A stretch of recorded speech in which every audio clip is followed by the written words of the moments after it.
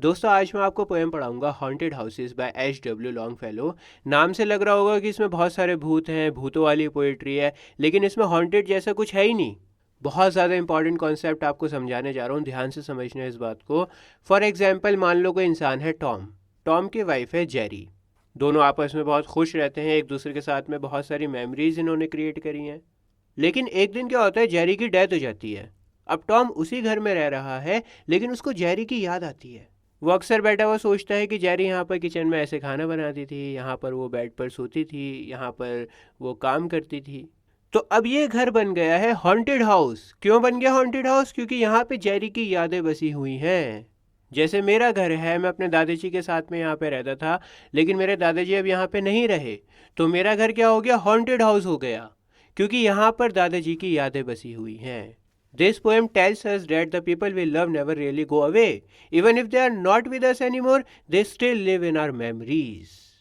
ये पोएम हमें बताती है कि जिन लोगों से हम मोहब्बत करते हैं ना, जो हमारी यादों में बसे हुए हैं, वो लोग कभी भी हमें छोड़कर नहीं जाते। भले ही उनकी डेथ क्यों ना हो जाए, मर कर भी वो हमारी यादों में जिंदा रहते हैं। मुझे पता है कि आप लोगों को बहुत ज़्यादा कन्फ्यूजन हो रहा है, लेकिन सारा कन्फ्यूजन आपका क्लियर करूँगा। पोएम को स्टार्ट करते हैं। All houses where men have lived and died are haunted houses. Poet ने स्टार्टिंग में ही आपको बता दिया है कि जिन भी घरों में लोग रहे हैं और उन घरों में मरे हैं, वो सारे के सारे हॉन्टेड हाउसेज हैं। कहने का मतलब ये है कि उन लोगों की मेमोरीज उस घर में हैं, लोगों की यादें उस घर में बसी हुई हैं। जैसे मेरे घर में एक रूम मेरे दादाजी का था। अब मैं जब भी उस रूम में जाता हूँ ना, तो मुझे दादाजी की याद आती है। उस रूम में वो बैठा करते थे, बुक्स को पढ़ा करते थे, हुक्का पिया करते थे। बिल्कुल ऐसी हर घर की हिस्ट्री होती है। हर घर में कोई ऐसा इंसान होता है जो वहाँ पर नहीं है, उसकी यादें उस घर में बसी हुई हैं, तो वो घर बन जाता है हॉन्टेड हाउस। दोस्तों हॉन्टेड हाउसेस एक बहुत इंपॉर्टेंट कीवर्ड है। इसका मतलब ध्यान से आप लोग समझो। हॉन्टेड हाउसेस से यहाँ पर सिर्फ घरों की बात नहीं हो रही, ये हमारी बॉडी भी है। अब आप कहोगे कि सर बॉडी कैसे है? जैसे मैं आपको अपने एग्जाम्पल देता हूँ, दादाजी को मैं हर जगह पे याद करता हूँ। दादाजी को बार बार इसलिए लेकर आ रहा हूँ ताकि चीज़ें आसान रहें। तो दादाजी को तो मैं याद करता हूँ कहीं पर भी चला जाऊँ, चाहे मैं अमेरिका जाऊँ, चाहे मैं लंदन जाऊँ, चाहे मैं कहीं कहीं पर भी जाऊँ, मुझे दादाजी याद आ जाएंगे। तो दादाजी की मेमोरीज़ हैं कहाँ पर? मेरे अंदर है ना। और जहाँ कहीं पर भी मेमोरीज़ रहती हैं, जहाँ कहीं पर भी मेमोरीज़ बसी हुई होती हैं, वो हॉन्टेड हो जाती है, वो हॉन्टेड हाउस हो जाती है। तो इस तरह से मेरी जो बॉडी है वो भी हॉन्टेड हाउस है। क्यों हॉन्टेड हाउस है? क्योंकि मेरी बॉडी में ही तो मेरे दादाजी की मेमोरीज़ हैं। भाई अगर मैं समुंदर में जा रहा हूँ फॉर एग्जाम्पल, और वहाँ पर मुझे अपने दादाजी याद आ रहे हैं, तो दादाजी कहाँ पर आ रहे हैं? मेरे अंदर आ रहे हैं ना। तो मेरी बॉडी क्या हो गई? हॉन्टेड हाउस हो गई। दादाजी की डेथ हो गई, वो मेमोरी बन गए। और वो मेमोरी कहाँ पर आ रही है? वो मेमोरी जहाँ कहीं पर भी आएगी वो हॉन्टेड हाउस है। अगर मुझे अपने दादाजी की याद आ रही है तो मैं हॉन्टेड हाउस बन गया। बात आ रही है आपके समझ में? भाई भूत जहाँ पर रहेगा ना, वो जगह हॉन्टेड हाउस कहलाएगी। सीधी सीधी बात है। और भूत कौन है? भूत यादें हैं, मेमोरीज हैं। Through the open doors the harmless phantoms on their errands glide with feet that make no sound upon the floors. और उन घरों में जो भूत रहते हैं ना, वो हार्मलेस हैं, किसी को कोई नुकसान नहीं पहुंचाते। वो घर में आते हैं और रोज़मर्रा का अपना काम करते हैं आकर। देखो इसका मेटाफोरिकल मीनिंग ये होगा कि जो मेमोरीज है ना, उनके लिए दरवाजे हमेशा खुले रहते हैं, वो कभी भी आ सकती हैं उन दरवाज़ों से। और वो भूत अपना काम करते हैं आकर, और उनके आने की ना कोई भी आवाज़ नहीं होती। फॉर एग्ज़ाम्पल मान लो मैं आराम से बैठा हुआ हूँ, अब एकदम से मुझे अपने दादाजी की याद आ गई। कोई टाइम तो है नहीं, दरवाज़ा तो खुला हुआ है, कभी भी याद आ सकती है। तो क्या जब मुझे याद आएंगे दादाजी तो कोई आवाज़ होगी? नहीं होगी ना। क्या दादाजी आकर कोई नुकसान पहुँचाएंगे? नहीं पहुँचाएंगे। ना कोई आवाज़ करेंगे, ना कोई नुकसान पहुँचाएंगे, और उनकी याद कभी भी आ सकती है, दरवाज़ा हमेशा खुला हुआ है। तो मेमोरीज आती हैं खुले दरवाजे से और अपना काम करती हैं आकर, और कोई भी आवाज़ नहीं करती, किसी को कोई नुकसान नहीं पहुंचाती। यहाँ पर हार्मलेस फैंटम्स एक इम्पॉर्टेंट कीवर्ड है। फैंटम्स का मतलब होता है भूत, और वो भूत किसी को कोई नुकसान नहीं पहुँचाते, इसलिए हार्मलेस हैं।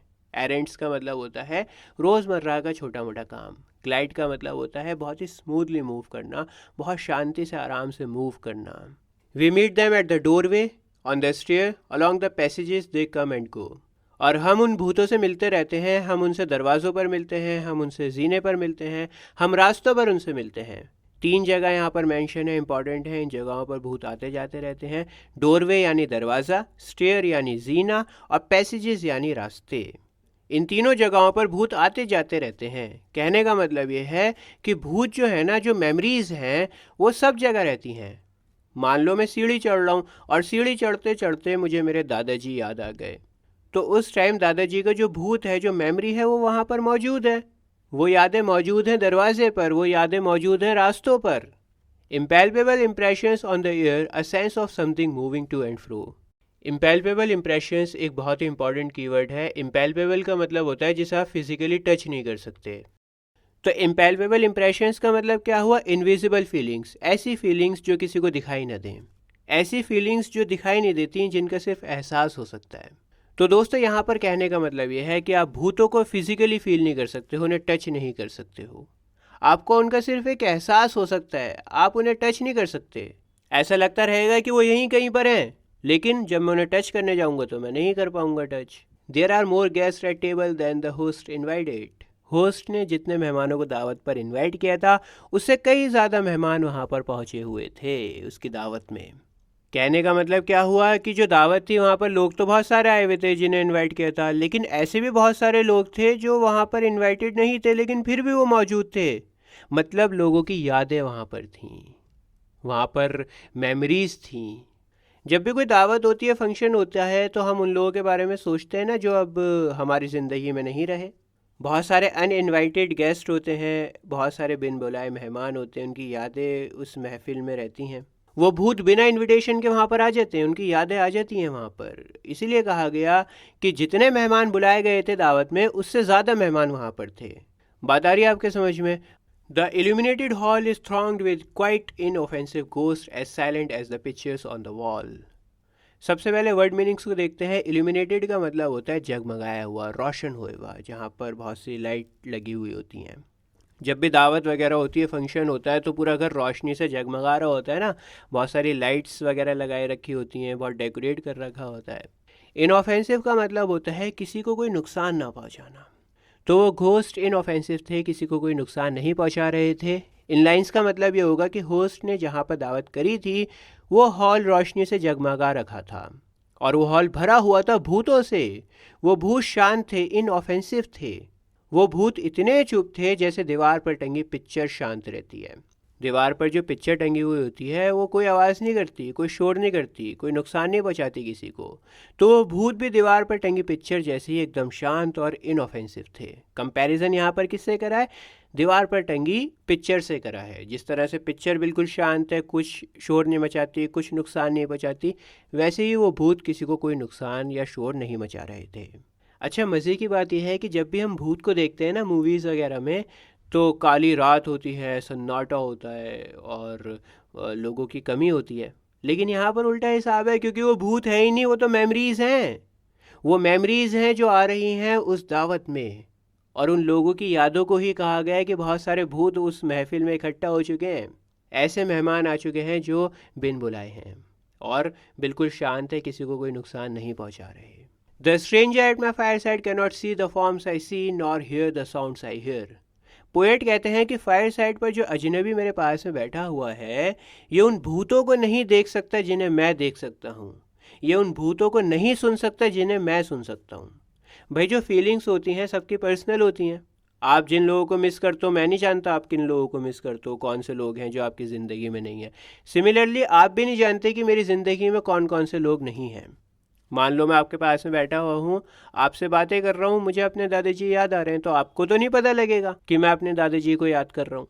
आपको मेरे दादाजी ना सुनाई देंगे ना दिखाई देंगे, क्योंकि जो फीलिंग्स होती है ना, वो बड़ी पर्सनल होती हैं, वो किसी और को सुनाई या दिखाई नहीं दे सकती हैं। तो यही सेम बात यहाँ पर पोएट कह रहे हैं कि जो स्ट्रेंजर मेरे पास में बैठा हुआ है फायर साइड पर, वो उन भूतों को नहीं देख सकता जिन्हें मैं देख सकता हूँ, और वो उन्हें सुन भी नहीं सकता जिन्हें मैं सुन सकता हूँ। फॉर्म्स का यहाँ पर मतलब है भूत, जो मेमोरीज, जो यादें पोएट को दिखाई देती हैं। He but perceives what is, while unto me all that has been is visible and clear. और वो जो स्ट्रेंजर मेरे पास में बैठा हुआ है, वो सिर्फ प्रेजेंट को देख सकता है। जैसे मैं और आप बैठे हुए हैं और मैं हंस रहा हूँ, तो आप तो ये अंदाज़ा लगाओगे मुझे देखकर कि मेरी ज़िंदगी बहुत बढ़िया चल रही है, मैं बहुत खुश हूँ।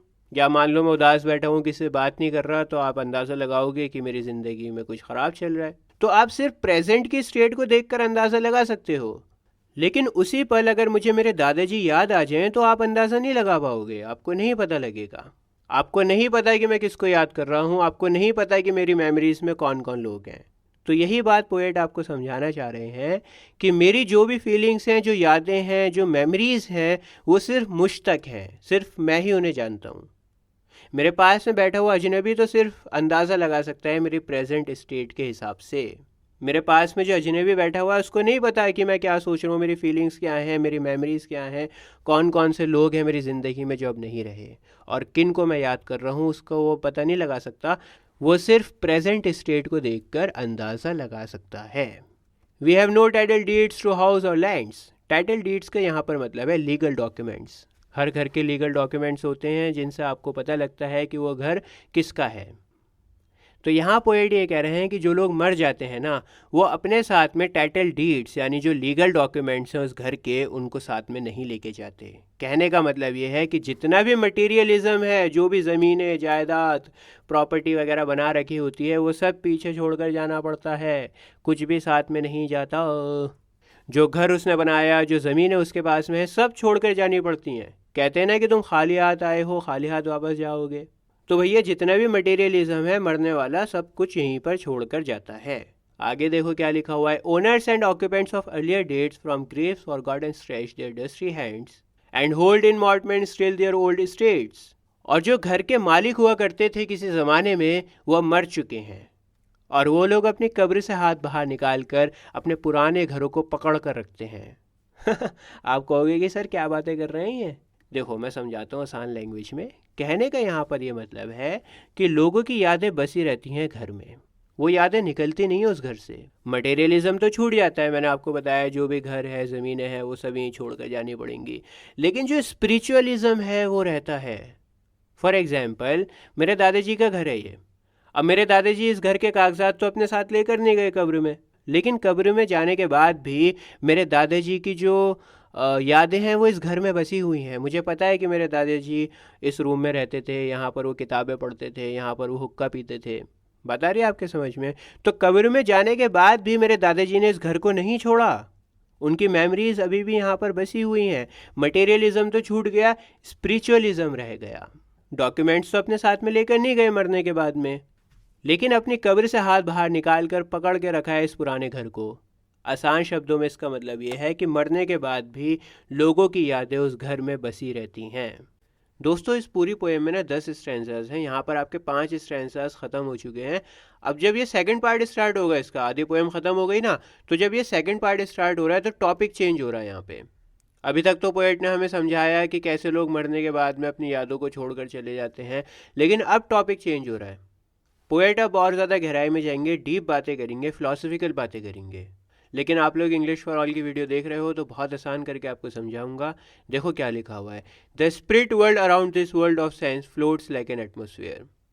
दोस्तों यहाँ पर दो वर्ल्ड्स की बातें हो रही हैं। एक तो स्पिरिट वर्ल्ड है, स्पिरिट वर्ल्ड यानी स्पिरिचुअल वर्ल्ड। ये दुनिया भूतों की दुनिया है, यहाँ पे मरने के बाद जाया जाता है, यहाँ पर चमत्कार होता है। ये ऐसी दुनिया है जिसके बारे में हमें कुछ खास पता नहीं है, यहाँ पर सिर्फ हम अंदाज़ा लगा सकते हैं। और वर्ल्ड ऑफ सेंस है फिजिकल वर्ल्ड, जहाँ पर हम रहते हैं, हमारी दुनिया है जहाँ पर सेंस है। तो कह रहे हैं कि हमारी ही दुनिया में ना स्पिरिचुअल वर्ल्ड भी फैला हुआ है। इस तरह से फैला हुआ है जैसे कि एटमॉस्फेयर। जैसे ऑक्सीजन है ना, पूरी दुनिया में ऑक्सीजन आपको मिलेगी, ऑक्सीजन हर जगह पर मौजूद है, बिल्कुल वैसे ही हमारी दुनिया में स्पिरिचुअल वर्ल्ड भी फैला हुआ है। फॉर एग्ज़ाम्पल मान लो मैं रेगिस्तान में गया और वहाँ मुझे अपने दादाजी की याद आने लगी। मैं समुंदर में गया, वहाँ याद आने लगी। मैं पहाड़ों पर गया, मुझे दादाजी वहाँ पर याद आने लगे। तो स्पिरिचुअल वर्ल्ड तो हर जगह पर फैला हुआ है। मैं चाहे कहीं पर भी चले जाऊँ, रेगिस्तानों में, पहाड़ों में, समुंदर में, कहीं चला जाऊँ, मुझे अपने दादाजी की याद आ सकती है। इसका क्या मतलब है कि जो स्पिरिचुअल वर्ल्ड है वो हमारे फिजिकल वर्ल्ड में सब जगह पर फैला हुआ है। इस तरह से फैला हुआ है जैसे कि एटमॉस्फेयर। अच्छा, दो इंपॉर्टेंट कीवर्ड्स हैं यहाँ पर। पहले तो स्पिरिट वर्ल्ड है यानी स्पिरिचुअल वर्ल्ड, मैं आपको समझा चुका हूँ। दूसरा वर्ल्ड ऑफ सेंस है, ये भी मैं आपको बता चुका हूँ, फिजिकल वर्ल्ड जहाँ पर सेंस है। And everywhere wafts through these earthly mist and vapours tense. Wafts का मतलब होता है हवा में बहना, और मिस्ट और वेपर्स का मतलब यहाँ पर है धुंध, या फिर आप कह सकते हैं कोहरा। आपने देखा ना धुंध कैसे हवा में बहती रहती है। जिस तरह से धुंध बहती है हवा में, बिल्कुल वैसी जो आत्मा है ना वो भी हवा में बहती हैं, फ्लोट करती हैं। जो स्पिरिचुअल वर्ल्ड है वो बहता है हवा में, घूमता रहता है हमारी दुनिया में इधर से उधर कोहरे की तरह। A vital breath of more ethereal air. Ethereal का मतलब होता है स्पिरिचुअल, जो इस दुनिया का नहीं है, जो स्पिरिचुअल है। तो एथेरियल एयर का क्या मतलब हुआ? हेवनली एयर, जो बहुत ही प्योर है, जो बहुत ही स्पिरिचुअल है, जो सुकून पहुंचाती है। और एथेरियल एयर एक इंपॉर्टेंट कीवर्ड है। इस लाइन का मतलब ये हुआ कि जो स्पिरिचुअल वर्ल्ड है ना, वो प्योर एयर को प्रोवाइड करता है, वो सुकून पहुंचाता है, वो हमारे रूह को सुकून पहुंचाता है, वो स्पिरिचुअलिटी को प्रोवाइड करता है। मैं आपको एग्जांपल देता हूँ, पूरा स्टैंजा आपके समझ में आएगा। मान लेते हैं कि आप सुबह उठते हो, ब्रश करते हो, स्कूल में जाते हो, वहाँ पर पढ़ाई करते हो, स्कूल से थके हुए आते हो, पूरे दिन बिजी रहते हो ना, काम में लगे रहते हो। लेकिन जब आप मंदिर में, मस्जिद में या गुरुद्वारे में जाते हो तो वहाँ आपको सुकून मिलता है। जब आप स्पिरिचुअलिटी की तरफ जाते हो ना, तो आपके सोल को रेस्ट मिलता है। या फिर आप अपने पेरेंट्स के साथ में थोड़ी देर बैठोगे, वहाँ स्पिरिचुअलिटी का एहसास होगा। थोड़ी देर आप अपने पेट के साथ में खेलोगे, अपने डॉगी को ले जाओगे वॉक पे, अपनी बिल्ली को प्यार करोगे, वहाँ पर आपको सुकून मिलेगा। तो कहने का मतलब ये है कि स्पिरिचुअलिटी हमारी दुनिया को बेहतर बनाती है, वो दुनिया को एक बेहतर एयर प्रोवाइड करती है। स्पिरिचुअलिटी अलग नहीं है, वो इसी फिजिकल वर्ल्ड में एग्जिस्ट करती है और हमारे फिजिकल वर्ल्ड को बेहतर बनाती है।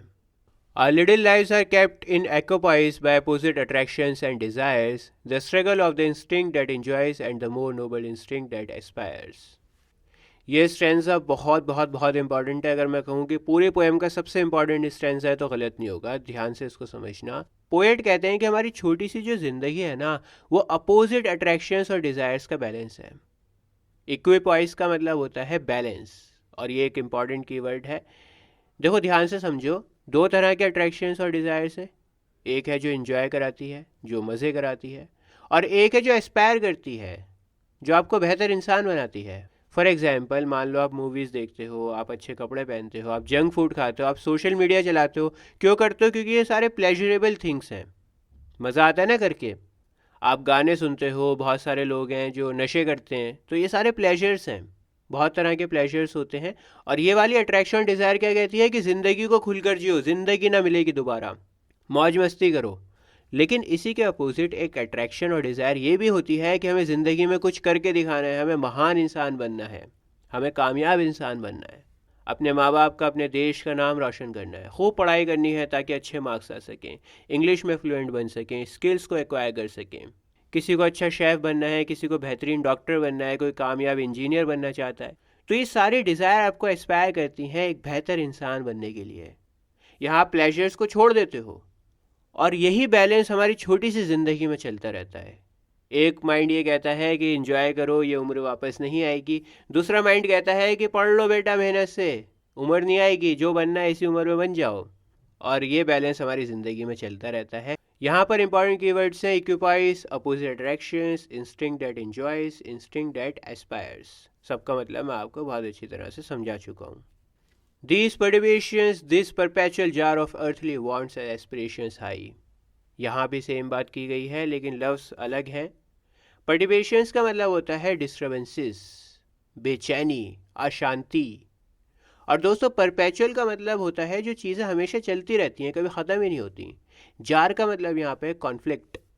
तो कहने का मतलब ये है कि हमारे अंदर ना एक जंग चलती रहती है, एक कॉन्फ्लिक्ट चलता रहता है अर्थली वांट्स का और एस्पिरेशंस हाई का। एक मन क्या कहता है कि ज़िंदगी को एंजॉय करो, ज़िंदगी ना मिलेगी दोबारा, यू ओनली लिव वंस, खाओ पियो ऐश करो, मौज मस्ती करो, प्लेजर्स के पीछे भागो। और दूसरा मन क्या कहता है, एस्पिरेशंस को हाई रखो, ज़िंदगी में खूब मेहनत करो, कामयाब बनो, ज़िंदगी में डिसिप्लिन होना चाहिए, स्पिरिचुअलिटी होनी चाहिए। तो ये जो बेचैनी है ना, ये चलती रहती है। Come from the influence of an unseen star, an undiscovered planet in our sky. अच्छा, ये जो डिस्टर्बेंसेस हमारे माइंड में चलते रहते हैं कि हम मौज मस्ती करें, प्लेजर्स के पीछे भागें, इंजॉय करें, या फिर मेहनत करके कामयाब बने, तो ये जो डिस्टर्बेंस है ये किसकी वजह से आता है? ये डिस्टर्बेंस होता है एक अनसीन स्टार के इन्फ्लुएंस से। कोई ऐसा स्टार जो कभी देखा ही नहीं, कोई ऐसा प्लैनेट जो अनडिस्कवर्ड है, जिसको डिस्कवर ही नहीं किया गया, कोई ऐसी ताकत है जिसके बारे में हम कुछ नहीं जानते। अनसीन स्टार और अनडिस्कवर्ड प्लैनेट, ये एक ऐसी ताकत है जिसके बारे में हम कुछ नहीं जानते। ये डिवाइन पावर है। जैसे एग्जाम्पल देता हूँ एस्ट्रोलॉजी का। अब साइंस के हिसाब से एस्ट्रोलॉजी बेकार है, बकवास है, लेकिन बहुत सारे लोग हैं जो एस्ट्रोलॉजी को मानते हैं। एस्ट्रोलॉजी आपको बताती है कि आपका शनि भारी है, ये वाला तारा यहाँ गड़बड़ है, ये वाला प्लेनेट की वजह से यहाँ पे वक्त ख़राब चल रहा है आपका, या अच्छा चल रहा है। तो कुछ ऐसी ताकत है जिसके बारे में हम ज़्यादा कुछ नहीं जानते, हम सिर्फ अंदाज़ा लगा सकते हैं। वो अनसीन है, वो अनडिस्कवर्ड है, और उसी ताकत की वजह से, उसी डिवाइन पावर की वजह से हमारे अंदर हलचल और बेचैनी बनी रहती है कि हम ज़िंदगी को एंजॉय करें या फिर एक कामयाब इंसान बने। आपने देखा होगा कि बहुत सारे लोग सन्यासी बनते हैं, सारी मोह माया दौलत पैसा शोहरत सब पीछे छोड़ देते हैं, बिल्कुल सादा लिबास अपना कर लेते हैं, सादा ज़िंदगी कर लेते हैं। भाई इनका भी तो मन करता होगा जंक फूड खाने का, बढ़िया खाना खाने का, अच्छे कपड़े पहनने का, हेयर स्टाइल वगैरह बनाने का, मूवीज़ देखने का, एंजॉय करने का, देर तक आराम से सोने का। इन्हें क्यों पड़ी है इतनी बोरिंग ज़िंदगी गुजारने की? क्योंकि डिस्टर्बेंस तो देखो इनके अंदर भी है ना, जो डिवाइन पावर है वो सबके अंदर डिस्टर्बेंस पैदा करती है। तो इनका जो पलड़ा है ना वो दूसरी वाली साइड पर झुक गया। दो तरह की चीज़ हमारे माइंड में चलती हैं, एक अर्थली वांट्स और दूसरा है एस्पिरेशंस हाई। तो जो दूसरा वाला पलड़ा है एस्पिरेशंस हाई का, उस तरफ इन लोगों का ज़्यादा झुक जाता है पलड़ा, और ये एक बेहतर और कामयाब इंसान बन जाते हैं। जैसे विराट कोहली है, विराट कोहली भी अगर ये सोचें कि मैं क्यों इतनी मेहनत करूं और घंटों घंटों प्रैक्टिस करूं, वही बोरिंग खाना डेली खाऊं, फिटनेस का ध्यान रखूं, इतनी मेहनत मैं क्यों करूं? इनका भी तो मन करता होगा छोले भटूरे खाने का, पर नहीं, इनका जो दूसरा वाला पड़ रहा है एस्पिरेशंस हाई का, वो भारी हो गया है। इसी तरह से आपने देखा होगा बहुत सारे लोग होते हैं ज़िंदगी बर्बाद कर देते हैं, नशे करेंगे, दुनिया भर की चीज़ें उठपटांग करेंगे, बेकार ज़िंदगी गुजारते हैं, बिल्कुल गुंडे बदमाशों वाली, जिस ज़िंदगी की कोई वैल्यू ही नहीं है। तो उन लोगों का अर्थली वांट्स वाला पड़ना भारी हो जाता है। और हमारी ज़िंदगी में भी आप देखोगे यही चलता रहता है, एक मन करता है कि हम अर्थली वांट्स की तरफ जाएं, एक मन करता है कि हम एस्पिरेशंस हाई की तरफ जाएं। और ये डिस्टर्बेंस कौन क्रिएट कर रहा है? अनसीन स्टार और अनडिस्कवर्ड प्लैनेट। अनसीन स्टार और अनडिस्कवर्ड प्लैनेट का मतलब है कि कोई ऐसी ताकत है जिसके बारे में हम नहीं जानते। बहुत अच्छे से मैंने आपको पढ़ा दिया है, बहुत इंपॉर्टेंट है, एक दो बार इसको देख लेना। And as the moon from some dark gate of cloud throws over the sea a floating bridge of light across whose trembling planks are fancies crowd into the realm of mystery and night. सबसे पहले ये scene देखो, चांदनी है, रात है, समुंदर है, और समुंदर के ऊपर क्या हो रहा है? चांदनी पड़ रही है। ये ऐसा लग रहा है जैसे कोई ब्रिज बना हुआ है समुंदर पर, हालांकि वहाँ पर कुछ नहीं है, वहाँ पे जाओगे कुछ नहीं है, लेकिन अलग से वो पार्ट दिख रहा है। क्यों दिख रहा है? क्योंकि वहाँ पे चांदनी पड़ रही है। चांद की रोशनी की वजह से ऐसा लग रहा है कि ये ब्रिज है, और इसी को कहा गया है ब्रिज ऑफ लाइट। बहुत इंपॉर्टेंट, ब्रिज ऑफ लाइट को कहा गया फ्लोटिंग। फ्लोटिंग का मतलब होता है तैरता हुआ। इतनी बात आपको क्लियर है? तो डार्क क्लाउड से, डार्क क्लाउड यानी काले बादलों से चांद निकलता है, चांद अपनी रोशनी को डालता है समुंदर पर। जब चांद की रोशनी समुंदर पर पड़ती है तो फ्लोटिंग ब्रिज ऑफ लाइट बनता है। और मैंने आपको क्या बताया कि दो वर्ल्ड्स हैं, एक है स्पिरिचुअल वर्ल्ड और दूसरा है फिजिकल वर्ल्ड। पोएट इस स्ट्रैंजा में कहते हैं कि स्पिरिचुअल वर्ल्ड को हमारे फिजिकल वर्ल्ड से जोड़ने का काम करता है ट्रैम्बलिंग प्लैंक्स। ट्रैम्बलिंग प्लैंक्स से मतलब यहाँ पर है floating bridge of light. Bridge of light मैं आपको बहुत अच्छी तरह से समझा चुका हूँ, वही चांद की रोशनी जो ब्रिज बना रही है समुंदर पर। ट्रैम्बलिंग का मतलब होता है जो हिलता रहता है, जो कांपता है, और प्लैंक्स कहते हैं लकड़ी के पट्टे जिनसे पुल बनता है। तो ट्रैम्बलिंग प्लैंक्स से क्या मतलब है? कि वो हिलता रहता है। अब होता क्या है, इस फ्लोटिंग ब्रिज ऑफ लाइट से हमारी इमेजिनेशंस होती हुई जाती हैं। देखो स्पिरिचुअल वर्ल्ड कैसा है कोई नहीं जानता, वहाँ कौन कौन है, क्या वहाँ पर होता है, हम नहीं जानते, हम सिर्फ इमेजिन कर सकते हैं। और वो जो इमेजिनेशंस है ना, वो ट्रैवलिंग प्लैंक से होती हुई जाती हैं, वो फ्लोटिंग ब्रिज ऑफ लाइट से होती हुई जाती हैं। मतलब वहाँ पर अनसर्टिनिटी है, हिलता रहता है ना वो ब्रिज, तो हिलना वहाँ की अनसर्टिनिटी को बता रहा है। वहाँ पर श्योरिटी नहीं है, वहाँ पर अनस्टेबिलिटी है।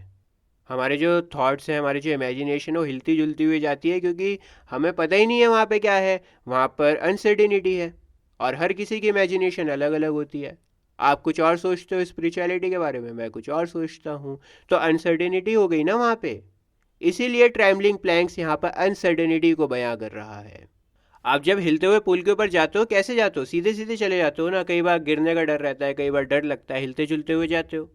बिल्कुल ऐसी हमारी जो इमेजिनेशन है वो हिलती जुलती हुई जाती है इस ब्रिज के थ्रू, क्योंकि हमारी इमेजिनेशन बदलती रहती है, वहाँ पर अनसर्टेनिटी है। हम आज कुछ सोच रहे हैं, कल कुछ और सोचेंगे, और हम सब की इमेजिनेशंस, हम सब के थॉट्स अलग अलग हैं स्पिरिचुअल वर्ल्ड को लेकर। स्पिरिचुअल वर्ल्ड में तो मिस्ट्री है, वहाँ क्या होता है किसी को नहीं पता, सिर्फ इमेजिनेशन ही कर सकते हैं हम। मैं आपको अभी अच्छे से समझाऊंगा, यहाँ पर आप लास्ट में देखो, डैश लगा हुआ है। डैश यहाँ पर बयां कर रहा है कंटिन्यूटी को, मतलब जो अगला स्ट्रैंजा आएगा वो इसी से जुड़ा हुआ होगा, वहाँ पर यही सेम बात होगी। देखो क्या लिखा हुआ है, बात अच्छे से समझ में आएगी आपके। So from the world of spirits there descends a bridge of light connecting it with this, over whose unsteady floor that sways and bends wander our thoughts above the dark abyss. abyss का मतलब होता है bottomless sea, या फिर आप कह सकते हैं immeasurable space। इतनी बड़ी जगह जिसको आप मेजर ही नहीं कर सकते, जिसका कोई अंत ही नहीं है। लेकिन यहाँ पर इसका मतलब है अननोएबल, जिसके बारे में आप जान नहीं सकते। स्पिरिचुअल वर्ल्ड के बारे में कह रहे हैं कि आप जान नहीं सकते, वो अननोएबल है, उसमें इतनी गहराई है कि आप पहुँच ही नहीं सकते उसके अंत तक। स्पिरिचुअल वर्ल्ड में इतना कुछ है कि आप सब कुछ पता ही नहीं कर सकते, आप सिर्फ अंदाज़ा लगा सकते हो। हम उसके बारे में कितना ही कुछ क्यों ना जान लें, वो कम ही रहेगा। ठीक है, तो हमारी जो नॉलेज है वो बहुत लिमिटेड है स्पिरिचुअल वर्ल्ड की। अब देखो मेरी बात सुनो ध्यान से, इस स्ट्रैंजा का मतलब ये है कि bridge of light spiritual world को फिजिकल वर्ल्ड से जोड़ती है, इतनी बात आपके क्लियर है। पहले वाले स्ट्रैंजा में हम समझ चुके हैं बहुत अच्छी तरह से। और ये जो पुल है ना, ये स्टेबल नहीं है, ये हिलता जुलता रहता है, अनस्टेडी फ्लोर है। हिलता जुलता क्यों रहता है? क्योंकि हमारे जो थॉट्स हैं इस पुल पर चलकर भटकने लगते हैं, गिरने लगते हैं, संभलते नहीं हैं। हम कोशिश करते हैं कि उस दुनिया के बारे में जान लें, पता कर लें, लेकिन जब हमारे थॉट्स उस पुल के ऊपर जाते हैं तो हिलने जुलने लगते हैं, गिरने लगते हैं, क्योंकि वहाँ पर अनसर्टेनिटी है बेटा, वहाँ पर श्योरिटी है ही नहीं, वहाँ पर सिर्फ आप अंदाज़ा लगाते हो। इसीलिए तो हिलते जुलते हैं थॉट्स, इसीलिए तो इमेजिनेशन डगमगाने लगती है। हमारे थॉट्स उस गहराई में जाने की कोशिश करते हैं जो कभी ख़त्म हो ही नहीं सकती। जैसे बचपन में मैं भूतों से बहुत डर लगता था मुझे। हमारे ज़माने में एक सीरियल आता था कोई है, बहुत डर लगता था उसको देखकर। फिर थोड़ा बड़ा हुआ, अपने आप को समझदार कंसिडर करने लगा, तो लगने लगा कि ये तो सब बकवास है, भूत जैसा तो कुछ होता ही नहीं है। लेकिन फिर कुछ ऐसा हुआ कि मेरे थॉट्स डगमगा गए और मुझे लगा कि नहीं यार, कुछ तो ऐसा है जो इसके बारे में हमें पता नहीं है, कुछ ऐसा है जहाँ तक हमारी सोच नहीं पहुँच सकती। तो बदल गई ना मेरे थॉट्स, कभी कुछ सोच रहा हूँ, कभी कुछ सोच रहा हूँ, अनसर्टिनिटी है। अब आज जो सोच रहा हूँ ज़रूरी नहीं है कि कल भी वही सोचता रहूँ। फाइनली हमारी पोएम यहाँ पे ख़त्म होती है। उम्मीद है मेरी मेहनत से आपको थोड़ा कुछ सीखने को मिला होगा। अभी आपकी स्क्रीन के ऊपर जो प्लेलिस्ट आ रही है उसके ऊपर आप क्लिक करो, आपको ICSE इंग्लिश के सारे चैप्टर्स मिल जाएंगे बहुत ही आसान लैंग्वेज में। मिलता हूँ आपसे किसी और वीडियो में। जय हिंद।